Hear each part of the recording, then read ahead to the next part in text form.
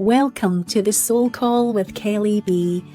I'm Kelly Butchart, soul medicine woman, energy alchemist, intuitive guide and change maker. I'm here to activate soul remembrance, unlock purpose, and support the personal and collective evolution into sacred sovereignty.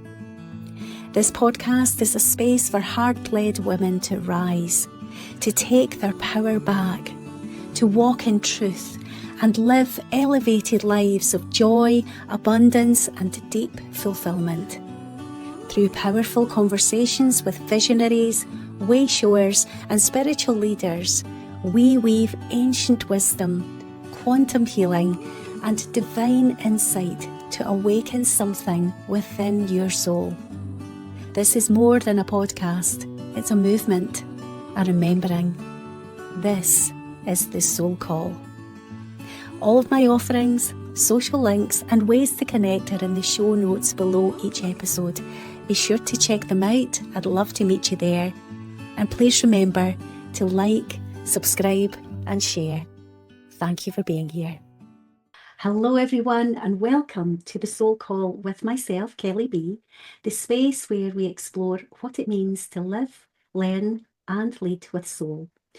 I am absolutely honoured to introduce today's guest, someone whose journey, wisdom and heart-led leadership truly embody the essence of this podcast. Joining me today is Satinder Panesar, an inspiring author, psychotherapist, clinical supervisor and executive coach who brings over 25 years of experience in the field of mental health and holistic growth. Based in Glasgow, Satinder's journey began with her studies at the University of Derby, followed by advanced training at Strathclyde University, and has since evolved into a career marked by depth, impact and soulful service. Satinder is a registered and accredited member of both the British Association for Counselling and Psychotherapy and the National Counselling and Psychotherapy Society. She currently serves on the BACP Healthcare Executive Division for the Four Nations, helping shape excellence in healthcare counselling, psychotherapy and supervision. Satinder has worked across the NHS, third sector and private practice, offering both face-to-face and remote counselling here in the UK and globally. Her adaptability and dedication make her work truly accessible and far-reaching. She also brings her gifts into training, supervision, executive coaching and reflective practice, supporting a wide range of professionals, including those in higher education, the arts, politics, law and housing, helping them navigate complexity with clarity and care. As the author of When Therapy Goes Wrong, Learning from Challenges and Improving Practice, Satinder reminds us that we are all human and that growth often comes through our willingness to reflect our own experiences and evolve. But what truly sets Satinder apart is her deep cultural proficiency. Fluent in Punjabi, she bridges cultural gaps within small communities, offering therapy and supervision that are not only specialist and professional, but also culturally sensitive and attuned to the traditions and traumas that shape people's lived experiences. This unique perspective enables her to address complex issues with insight and empathy, contributing to healing on a profound level. With a tagline that beautifully captures her mission, supporting psychological prosperity, Satinder's work is a powerful blend of compassion, professionalism and purpose. So let's dive into this soulful conversation. Satinder, welcome to the Soul Call. I'm so happy to have you here. Thank you so much, Kelly. Thank you for that introduction. That was wonderful. Yeah. It just made me reflect a bit on my journey, just listening to you. Yeah. Yeah. How does it make you feel hearing that about yourself, hearing that read out, Satinder, about this Yeah. journey? I think that's what it did. It made me feel quite, well, I feel proud. I feel proud in this moment, but the reflection took me to a place of the journey in terms of the ups and the downs and the roundabouts. I think that's where, I kind of, I took myself back into the university at Derby University, and then I took myself back to Strathclyde, and they were experiences. But yeah, it took me up and down, round, everywhere. So just as I was listening to you, it was quite a nice reflection to have, actually. Yeah, yeah. Now, just before we press record, we had a very brief chat today to say that I'm feeling quite tired. I look quite tired, so apologies to everybody watching this on YouTube. But I've had a few very busy days in Stockholm, so we've walked for miles and miles and miles. And during that trip, we had a museum day where we visited a lot of museums. We went into cathedrals. There was so much to see and do in Stockholm. It was gorgeous. Mm, And I guess I'm reflecting on that, on our return. And what we saw on that journey was a lot of incredible sculptures and artwork. And reading through your bio there, I was just thinking, gosh, what a masterpiece in the making, just like a great work of art, like a beautiful sculpture or a tapestry or a painting. And I guess, for me, it's reminding me that as women, as men showing up in heart service, we are not only mastering ourselves through this lived experience, but we're also getting to know ourselves through the lens of someone else coming in to interact with us. So, just on that point, Satinder, I would love to ask you about that. You are this masterpiece in the making, and I guess it hasn't been all smooth sailing to mm, get to this point, mm. of where you are now. So I would love for you, just in your own words, to take us on that journey, if you like, start wherever you feel is right Yeah. for you and, just reflect on what that journey has felt like for you, because I guess it's been fraught with a lot of hard work, fraught with challenges, but also really joyous moments, I could Mm. imagine. So yeah, just start wherever you feel is right, Sitting and Yeah. take us on that journey of what led you to be this Uh-huh. masterpiece that you are in the making. Oh, thank you so much, Kelly. That's so kind. Your words are so kind. Life is a tapestry, isn't it? Mhm. When we think about it, and it's how that tapestry evolves Mhm. and how it presents, doesn't it? And I guess when I look at my current career, the thread throughout my current career is a real passion to care for people and make a difference. And that thread's never wavered. And I guess that's through my career, which through my full-time job. But I think it's just life. I think that's my perspective. Where I can, I will help. And it comes from the heart. It definitely does. But it's really interesting because I say it's my second career, Kelly, because my first career was manufacturing and business management. Wow. So just worlds apart. And I went on to kind of, that way where you think I want a bit more, I want a bit more out of life, and I want a bit more, I want to learn a bit more. So I thought I'd do, in those days you'd call them night classes or evening classes. And I thought, I'll just go and see what I can find. So you'd think I'd go and do yoga or something. You'd think I'd go and do something like pottery or glass painting or art, something like that. But no, what did I do? I went to a counselling skills class. And it was a listening class. It was a listening skills class, and I thought that sounds quite interesting. I do a lot of listening in my job, and maybe I'll just go and go along. So I went along, and I just loved it. I just felt as if I arrived somewhere that I wanted more of. It was almost like I became hungry, and it's like I got the bug and I wanted more. So that's how it all started. And from there, I went on and it just led, I thought, what's the next step from here?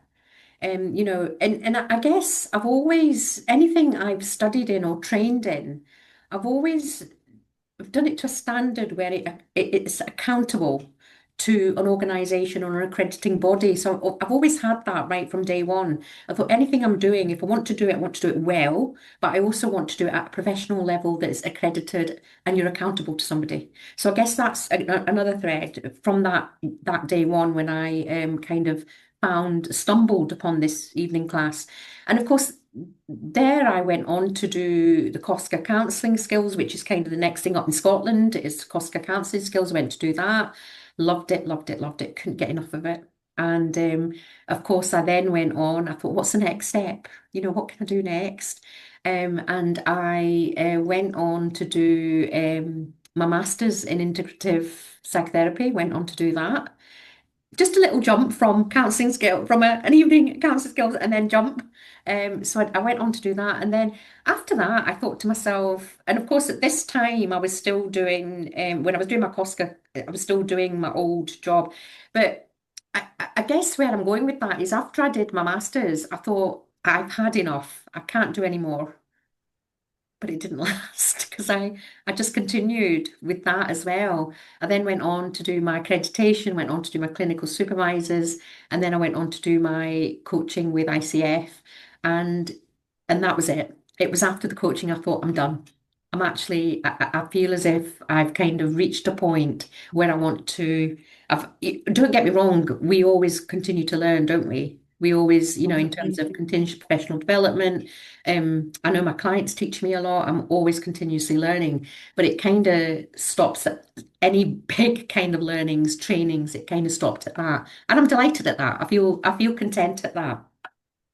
And en route to that, I kind of transitioned from my first career into a voluntary role with a sexual trauma charity, and I guess that's where again I thought, oh gosh, this is amazing. It was a helpline I used to do some work with, and I thought this is again. I thought arrived. This is my calling. This is me. And every time I left my 2 hour shift, it was like my heart was so full, and I felt as if, I really helped people, really supported people. So I guess that was the start of my journey in towards helping people and working with clients. And since then, I've kind of continued, my career's continued from there in a variety of different organizations. But again, it's been around trauma work. Mhm. But my area of particular interest is around sexual trauma. So way back in the 90s, I've continued to work in that area. And can I tell you, Kelly, I just absolutely love what I do. I every day is different, and I learn every day. I meet so many amazing people, and it's such a privilege to hear people's life stories. Wow, what Yeah. a journey. What a Mhm. journey. And I love how you started with, I call it my second career Mhm. because, and you called it your calling. You felt like it was a calling. Mhm. Where do you feel that comes from within you, Satinder? Do you think you've been shaped by, we're all shaped by everything, of course, Yeah. but I wonder if you've reflected on that. Was it your own upbringing? Mhm. Did it just find you later in life? Like, have you reflected on that? Because this is my bread and butter. This is Yeah. like the stuff that Yeah. I love. It's Yeah. like that deeper soul fulfillment. It's having that Uh-huh. purpose of Mhm. your why, why you get up in the morning. So I Yeah. just wonder, like, do you feel like it was like, because you said it was quite gradual, it was one Yeah. thing led to another, but Uh-huh. is there a deeper something within you that connected and, made sense Yeah. for you at some point? I think growing up, it came from a very culturally strict family. Yeah, Culture played a big part in my life. Culture and religion yeah. played a big part in my life. And, I absolutely love my culture. I'm from a South Asian background. I'm Indian, Sikh, and I love my culture. But I saw growing up, I kind of probably experienced a lot and saw the difficulties and challenges within small communities. Mhm. And then as becoming an adult and kind of as I grew and developed myself, I could see around me all the difficulties, and I saw very little support, Mhm. especially when I started working in the sexual trauma charity. You know, if I think about all my jobs within the third sector and within the NHS, I've usually been the only brown person Yeah. in the organisation, Mhm. bringing in that cultural aspect Mhm. and perspectives, which was always a learning for others. Yeah. And so that's why even today, a lot of my work is around tradition, trauma, and culture. Hmm. Hmm. And when and trauma is, I mean, I'm known for my sort of work around sexual trauma, but when I reflect on it, and that is, and thank you for asking that, Kelly, because it's actually helped me reflect back as to the why and where it all kind of and at the time, that was not the reason. At the Yeah. time, it was like I just need something new to do. Yeah. It wasn't as I couldn't have given you that clarity at the time. Yeah. But now when I think about it, that shaped it. And I've to this day. So culture, race, and tr sexual trauma are probably my areas of interest. Just light subjects, Yeah. Just like, yeah. just light. I love, love, love what you've shared there, Satinder, because for me and my belief system, it's just such a beautiful illustration of how our higher self has this divine Yeah, plan for us, yeah, that our, human self doesn't always see that yeah, bigger plan that's laid out for us, our dharma, if you like. yeah, yeah. And I love how you've trusted every Mhm, step of your journey. mhm. Because if somebody had said to you, maybe all at once, here you go, Satinder, this is going to be your mission, you probably, I'm assuming, freaked out a little bit, For me, no, no, yeah, like, yeah, because these are huge yeah, issues that yeah, you're mastering to support others with this beautiful soul yeah. service that you do. And what really I'm seeing more and more of in my client work is Mhm. that we are these masterpieces in the making, because if we had got it as like a woof, one, here you go, this is what Yeah, you're going to serve in life, it's a lot. We can sometimes, if we overthink the bigness of things, we can talk ourselves out of things. absolutely. And so what you've beautifully illustrated is, I happened upon these night classes, then I happened Yeah, upon this, and you've trusted each aligned action, each step of your journey along the way. absolutely. And that for me is always this soul-led service. This is where Mm, we really find the heart leaders that have trusted themselves each step of the way. So I just want to honour and reflect that back to you, Satinder, to say thank you so much for this incredible service that you provide. And as a former head teacher, I worked in education for 22 years. mhm. Um, I have come across so many, you know, beautiful, joyous moments, as I mentioned earlier, but Uh-huh. challenges in families, in Mhm. society. Um, my school that I led latterly, we had um, we had a lot. It was actually the biggest, and I don't know if it was because it was growing, but we had Women's Aid very much were Right. involved with our Mhm. community.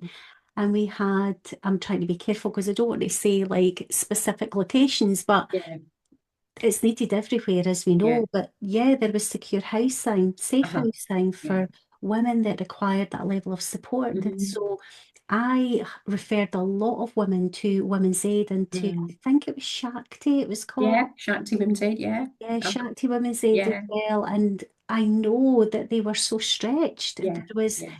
There were um, Hmm.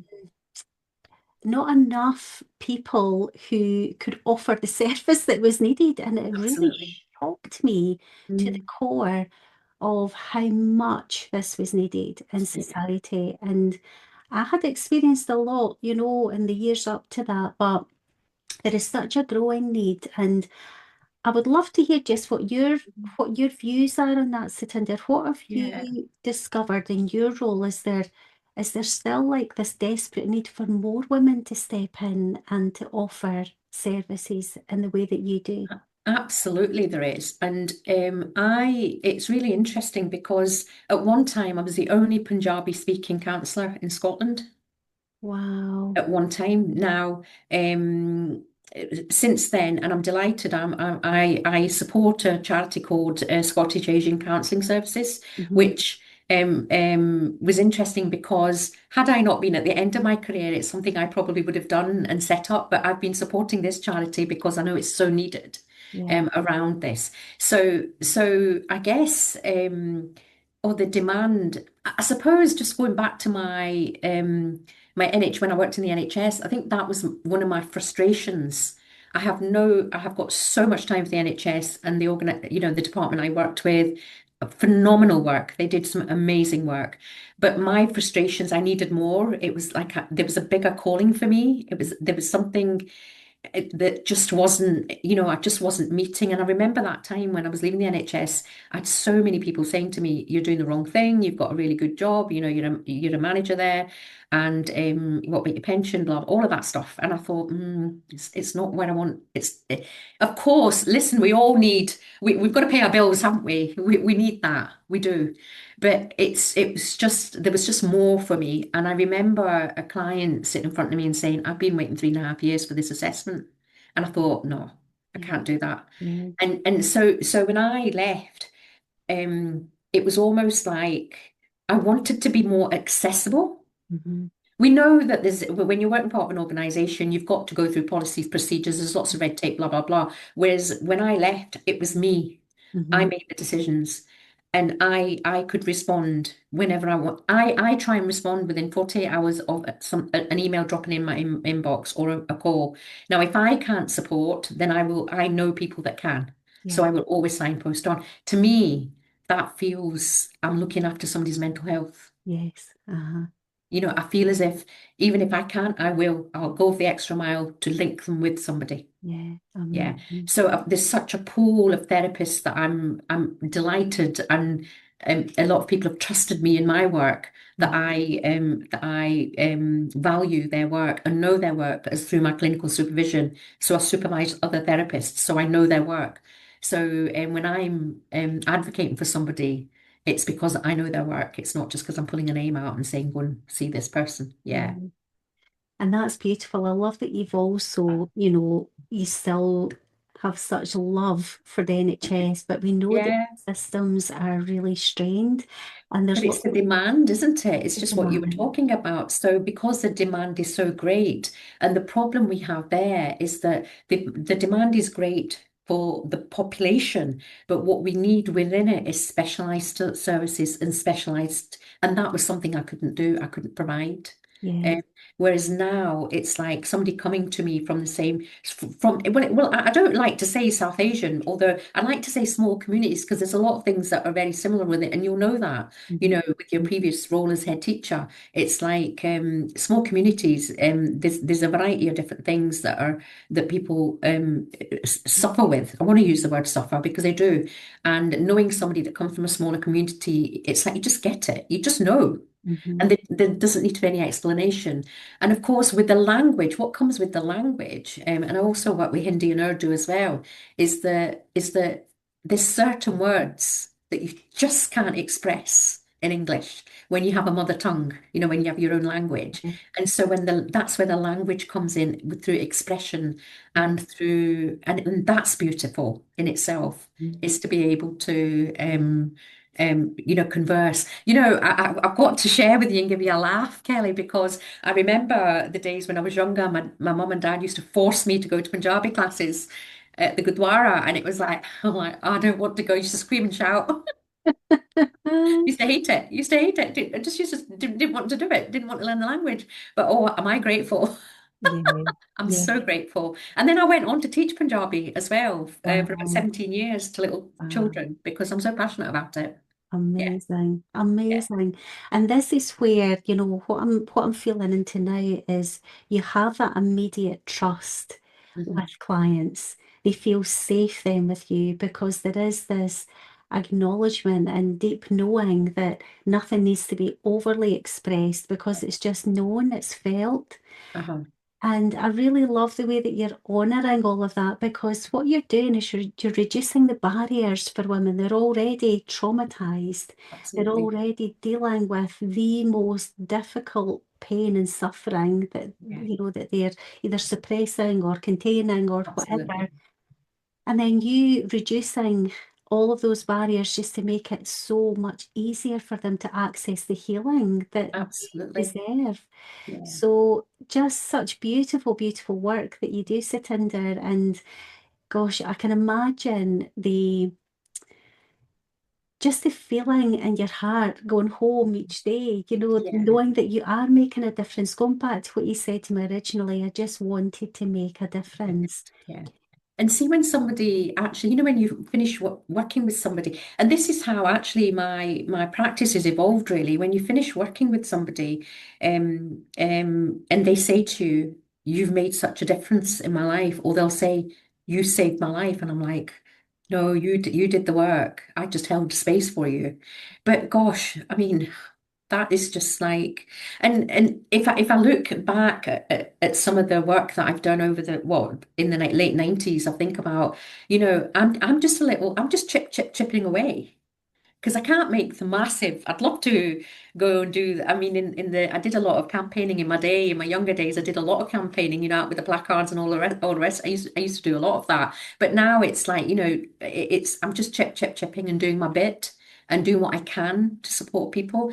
And I guess what a couple of things I wanted to add there, Kelly, is that so what happens is somebody might come to me for therapy, and that's wonderful. And then they come to a place where they, feel they've worked through. Listen, we can't change the past. We can't No, we can't take it no, away. But yeah, what we can do is manage it yeah, and live life to the fullest. yeah. And what I always say is that's what our aim is for you to live life Hmm. to the fullest in your fullest capacity with joy and bring joy into your life. So what's happened, and this is how my practice has evolved, is that people then stay on with me to then do the coaching because they feel they want to progress in life. And Amazing. that could be through life, it could be through career, it could be through their private business.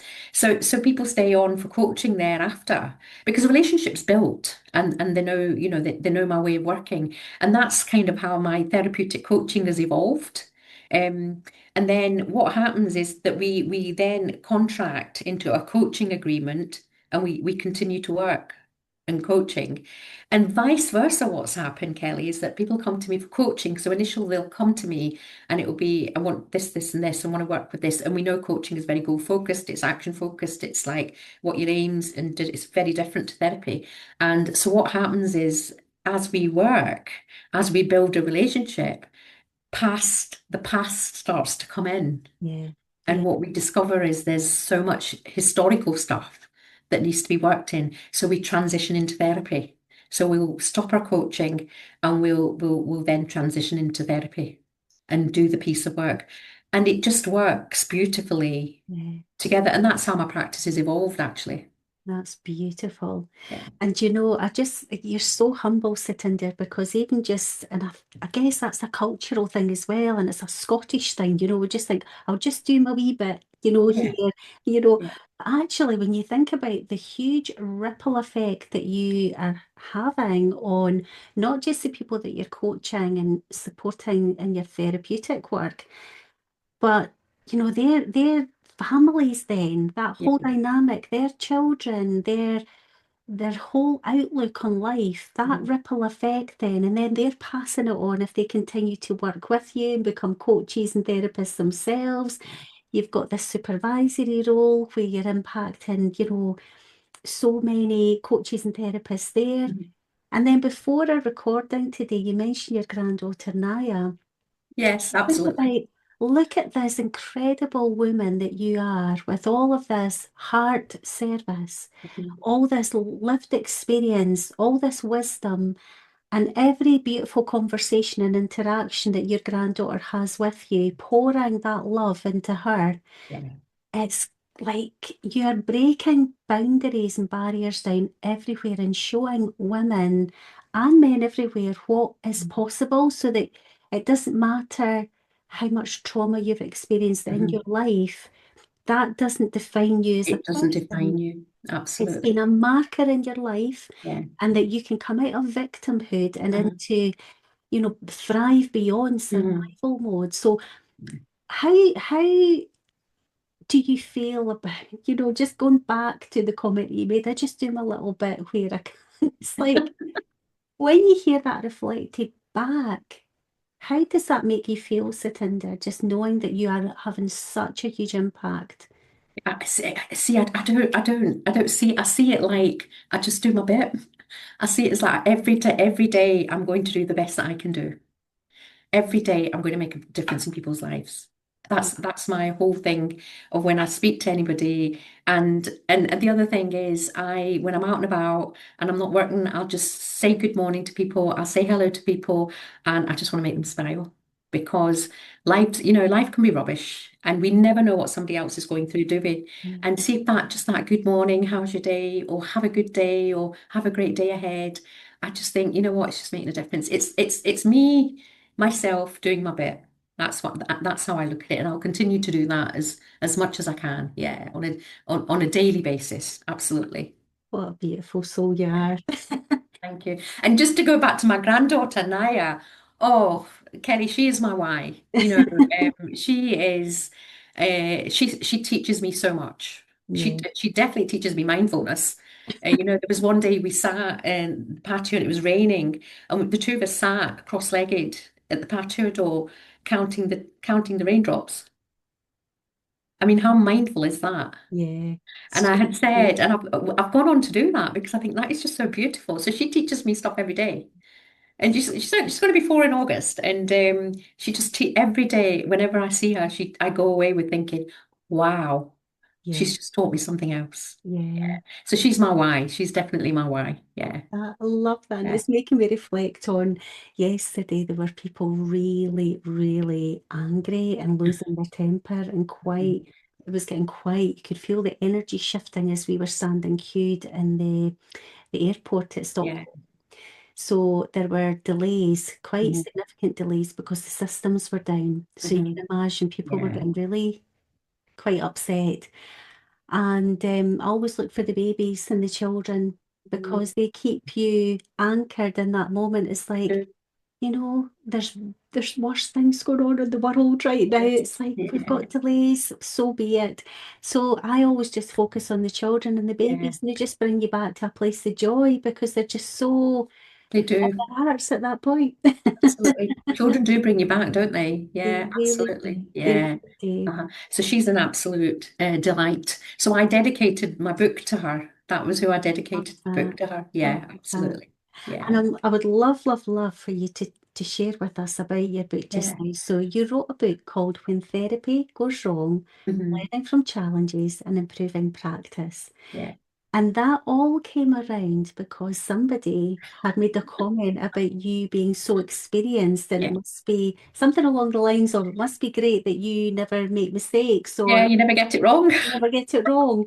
So your response was this book. So Tinder, I would love for you to share because this Well, is such. and it's like I'm human. That's that thing. It's like we're human. It's like, of course I get it wrong. So you know how we have our bucket list, Kelly, and it's like on the bucket list, write a book. So that's been on the bucket list for ages. And then, so somebody had said to me that comment, but it stuck with me. It really stuck with me. And then the title stuck with me, and I had it on my vision board. Like when therapy goes wrong, I had it. I've had the title for years. But I just never, the writing of it, and it was time, and it's like, it was all of the stuff, like it was all of that we talk ourselves out of, don't we? So anyway, so then what I did was, right, I'm going to really concentrate on this. I'm going to start writing this book. So I started writing it, and then because I could give you a whole array of things where therapy went awry or therapy went wrong or I made mistakes. And the funny thing is, my chapter's not even in the book. But I'll tell you about that in a wee minute. So there'll probably be a sequel. So Brilliant. so I started writing the book, started writing my chapter, and a thought came into my mind of, as I'm a clinical supervisor, so part of registration for therapists is they have to have clinical supervision an hour and a half, if not more, per month. So I have a lot of therapists that I supervise. So I thought, gosh, I've got all these stories that people have come to me as their supervisor with. And I thought, I wonder if anybody else would be interested in collaborating. And I thought, if not, it doesn't really matter. I'll just carry on writing it. But it was just that collaborate. I love to collaborate. I'm part of I'm always part of a team. I love being part of. So I thought of others, and I thought, oh, that might be quite a thing. So I put it out. I just sent a blanket email out to all my supervisees. And oh my goodness, Kelly, they were all like so excited about it. And they were like, yes, yes, yes, yes. And I'm like, oh, right, okay. wasn't expecting that. That wasn't what the book was supposed to be about. So I thought, right, okay, where do I go now? And then I thought, well, I can't have like 30 chapters. I've got to condense it. So I condensed it to 13 chapters, and it was the first 13 people that got back to me. So that's how I got the number 13, and 13 is my lucky number. So Wow. and my birthday date is 13. So that's how I decided it was 13. So that's how it started to evolve. And then of course a few of them who are amazing therapists didn't then got the imposter syndrome around I can't do a right I can't write, I can't do this, I'm not good enough. And I thought, no, no, no, no, no, no, we're not going down that route. If you have a desire to do this, let me support you in doing this. So what happened is I then coached and mentored a few of them to actually write their chapter. And I'm so glad I did that because they are delighted and what it's done for them and their self-esteem and their confidence and them knowing that they did it. Oh, I tell you, Kelly, that is just amazing. So that's how the 13 people came about. And I'm delighted. I'm in love with my book because there is so much learning from it. And it's not just for therapists. Mhm. It's for anybody that's interested in therapy. It's for educators, general readers. It's just full of lots of information. So that's how the stories came about. And each chapter is very different in the way it's written, and that's exactly the way I wanted it. I know when I was pitching to different publishers about, you know, they wanted the consistency in writing, and I thought, no, that's not what I want. I want personality. I want individuals' personalities coming out in the chapter. So the chapters are exactly how they're written, and the individuals are written, and they're very, very different. And so they wrote their chapters. Then I did reflections at the end, and then I did a whole thing at the back around clinical supervision and what it is and what it means to people. So that's how the book came about. And I just love it. And I just love everybody that's contributed towards it. I've got so much, and they trusted me with it as well. Yeah. And I'll be forever grateful for that. Oh, amazing. You mentioned that your chapter isn't in the book. So what happened there? Because I was overwhelmed with how many people wanted to write, and then I thought I'll give everybody else an opportunity. And then it just kind of went wayward. So it'll come back in another way. Amazing, Yeah. amazing. And Uh-huh. again, what a generous thing to do, again, of service for others to show that we are human beings and that Uh-huh. there will be challenges that come along. And Yeah. yeah, what a beautiful sharing because, on this podcast, it is all about living, learning, Yeah. and leading with soul. And that encompasses all of that because that's true heart leadership. We're not going to get it right all No, of the time. no. Um, although I'm a great believer that there are no mistakes either, because it's only through our mistakes, our apparent mistakes, that Greatest. we can grow, that we can evolve. So I love that you've compiled this beautiful collaborative book Yeah, of real life scenarios and the learning and the reflections that's come absolutely. from that. Hmm. So, so beautiful. Such powerful work that you do, Satinder. It's just incredible. So I just want to thank you so, so much for coming on today. I know that we've not gone very deeply into like what your therapeutic work is like and the coaching Hmm. work is like, but I think we've given enough of a flavour for Uh-huh. women, especially to know that this is your specialist field Yeah, yeah. and that they can reach out to you. And I'm going to put all your links down below this podcast episode so people who are interested can contact you, Hmm. and whether they're fellow professionals or whether they're looking for support from yourself or Absolutely. one of your team, if you like, Hmm. your beautiful I'm going to call them companions in Hmm. this heart service that you Hmm. that you provide. But before we go today, I would love to pull a card for you. Okay. Um, as a thank you to you for coming on today. So this is from my own Oracle deck. Okay. So your Oh, your love that. book, I'll put the link to your book down below this Okay. episode, is available on Amazon, I believe, as Okay. well. So my Oracle deck is also available on Amazon, the Soul Call Oracle deck. And I'm going to pull a card for you, Satinder. And this is for you and for everyone that is tuning into this episode today. Oh, how fabulous. So we've got the card Quantum Healing. Quantum healing. Oh, I see that. Uh-huh. quantum healing. Travel through time to heal. Oh, that's beautiful. So what a perfect card for this Yeah. conversation. So I too am involved in facilitating healing sessions, and I'm trained in a number of modalities, and Uh-huh. I talk about, because all of these cards are based on my own lived experience as Okay. well. Uh-huh. And time is not as we think it. You know, we Uh-huh. live in this social construct where we think of time in a linear fashion, but as you'll know as well, Satinder, that the emotions get stuck in the body and Hmm. we can have looping thoughts in our thought field. So if somebody has had or experienced significant trauma, Hmm.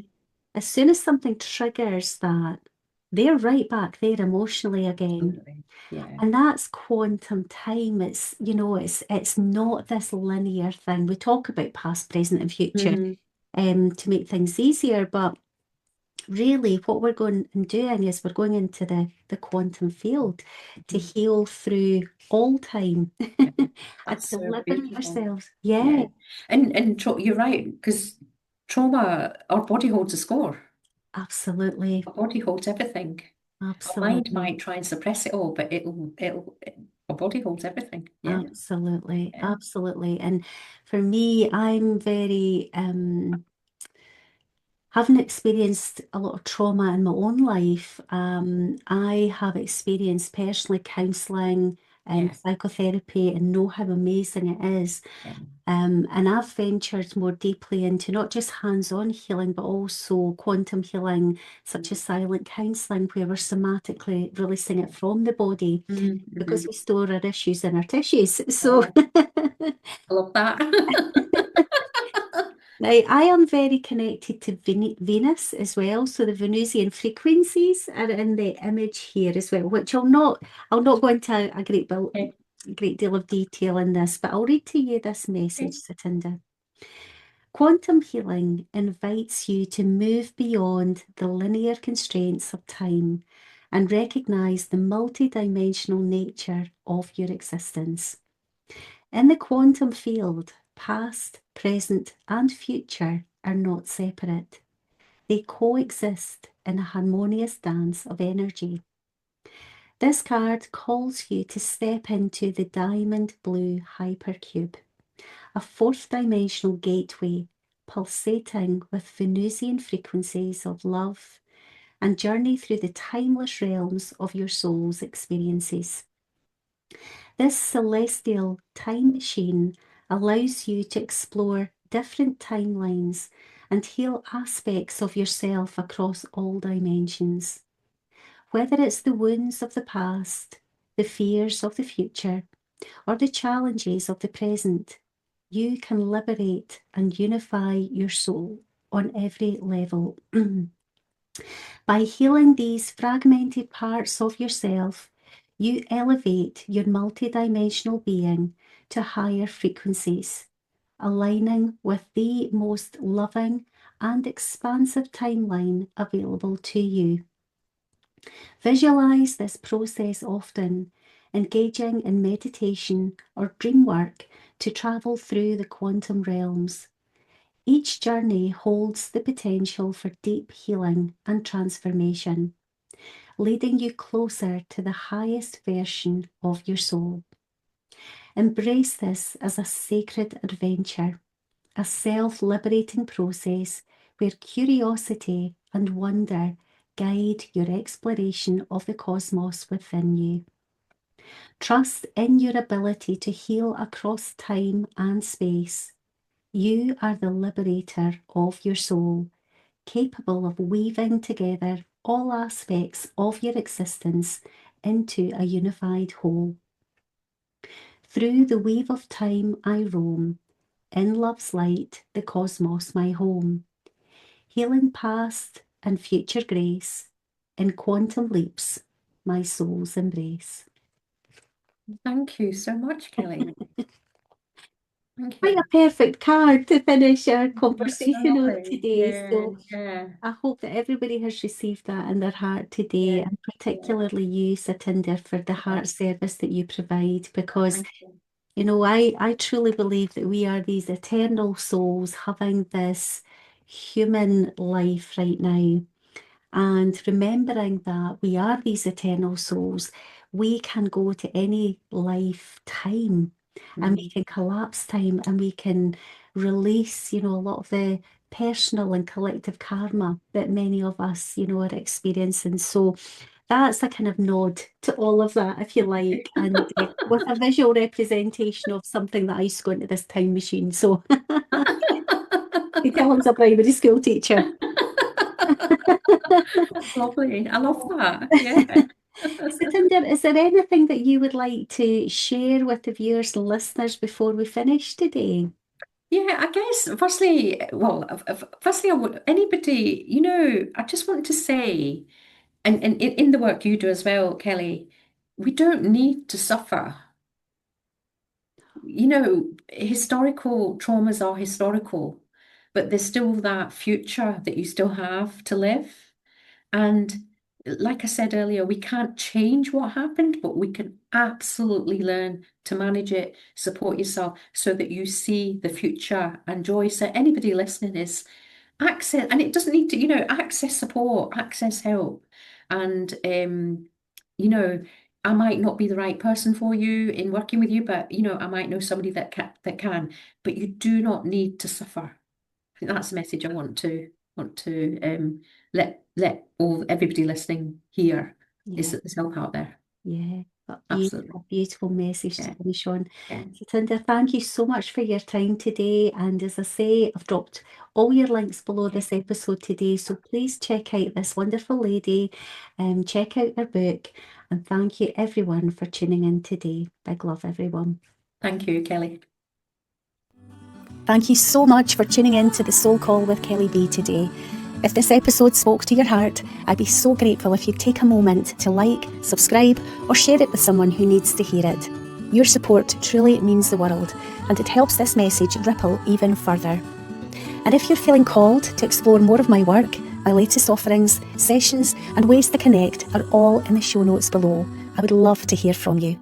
Until next time, keep listening to your beautiful soul. With so much love, Kelly.